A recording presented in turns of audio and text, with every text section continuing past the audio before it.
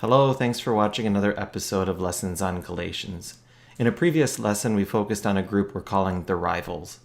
These were nominally Christian Jews who came into the Galatians' midst and were trying to persuade them that salvation doesn't come solely through faith in Jesus. They said that in addition to faith, obedience to Jewish law was also necessary. To summarize with the diagram, Paul brought the gospel to the Galatians on his first missionary journey to present-day Turkey. Then shortly after Paul's evangelizing among them, the rivals moved in to persuade the Galatians toward what Paul will call a different gospel, which is really no gospel at all. Now, having heard about what's going on, Paul seeks to counter their false teaching by sending this letter. Before we begin making our way through the letter, I'd like to introduce some other characters Paul makes reference to. Some of them are his contemporaries, others are people from the Old Testament to whom Paul refers. Familiarity with them will help a lot in understanding these 6 chapters. Here's our list. James, Peter, John, Barnabas, and Titus were all contemporaries and co-workers of Paul. Then characters from the Old Testament, they're all from Genesis actually, Abraham, Sarah, Hagar, Isaac, and Ishmael. We'll start with James, Peter, and John. You may recognize these 3 names as being listed together somewhat frequently in the 4 Gospels.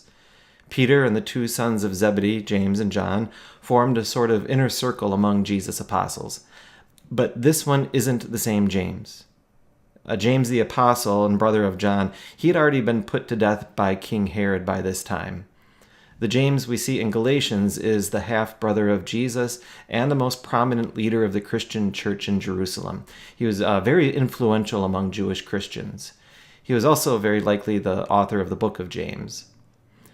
Peter and John, these were the same apostles who figure prominently in the 4 Gospels.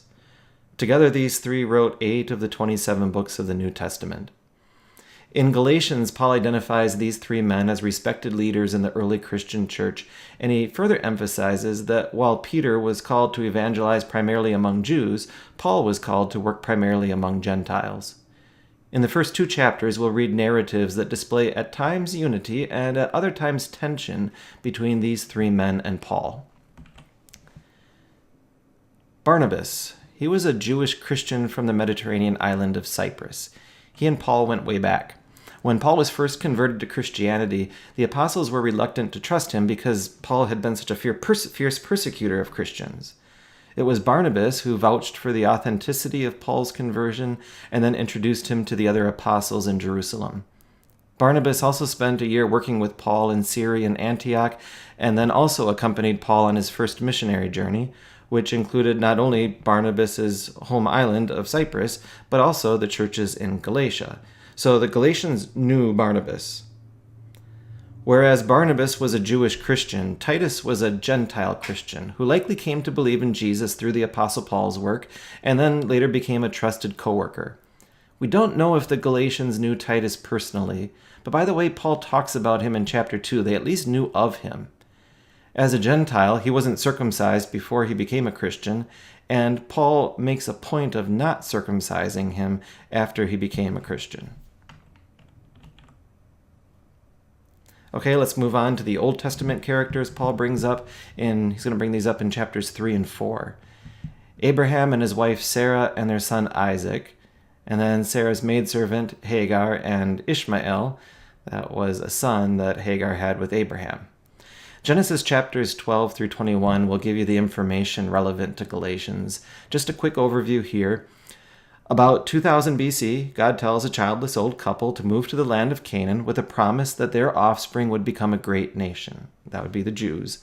And God also promised that he would give them the land of Canaan as their own, and that all peoples on earth would be blessed through their offspring. So Abraham and Sarah trust God's promise and move to the promised land.